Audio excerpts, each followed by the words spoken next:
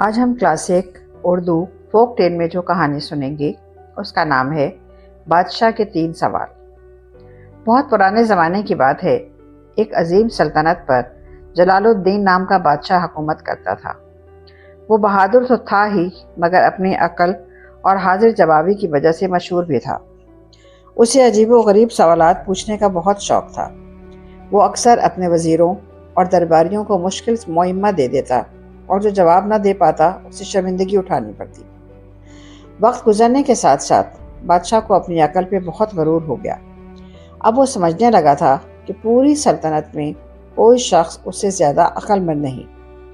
ایک دن اس نے پورے شہر میں اعلان کروایا، جو شخص میرے 3 سوالوں کے صحیح جواب دے گا اسے 1000 سونے کے سکے انعام میں دیے جائیں گے، لیکن اگر جواب نہ دے سکا تو اسے 1 ماہ تک شاہی خدمت کرنی ہوگی۔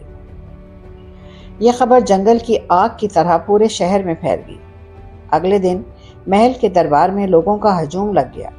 بڑے بڑے عالم، تاجر، استاد اور دانشور آئے، مگر بادشاہ کے سوال اتنے عجیب تھے کہ ہر شخص ناکام ہو گیا۔ شام کے وقت ایک غریب عورت اپنے 13 سالہ بیٹے حمزہ کے ساتھ محل پہنچی۔ لڑکے کے کپڑے سادہ تھے مگر آنکھوں میں عجیب سی چمک تھی۔ درباری ہنسنے لگے۔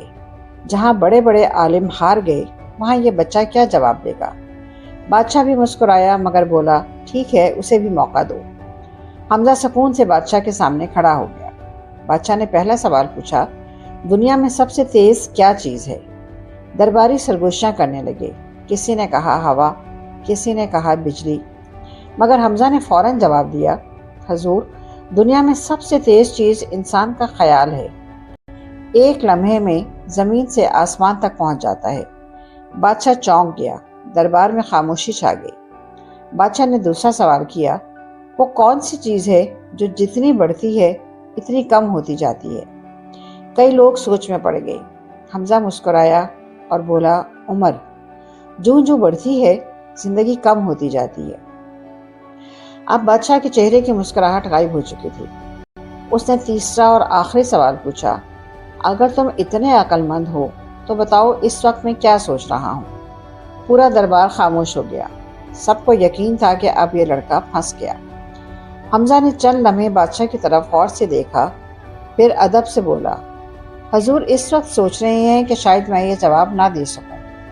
یہ سن کر بادشاہ حیرت سے اپنی جگہ کھڑا ہو گیا۔ چند لمحوں بعد وہ زور زور سے ہنسنے لگا، شاباش لڑکے، تم نے تو ہمیں بھی حیران کر دیا۔ پھر بادشاہ نے پوچھا، تم نے یہ کیسے جانا؟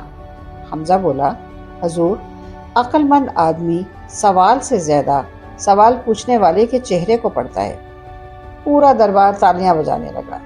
بادشاہ نے خوش ہو کر 1000 سونے کے سکے دینے کا حکم دیا، مگر حمزہ نے کہا، حضور، مجھے اتنے سکوں کی ضرورت نہیں۔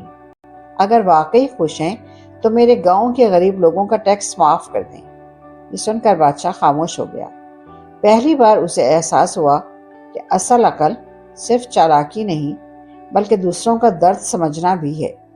اسی دن بادشاہ نے پورے گاؤں کا ٹیکس معاف کر دیا اور حمزہ کو شاہی مشیر بنانے کی پیشکش کی، مگر حمزہ نے عاجزی سے کہا، میں ابھی علم سیکھنا چاہتا ہوں، کیونکہ عقل وہ خزانہ ہے جو انسان جتنا حاصل کرے اتنا کم لگتا ہے۔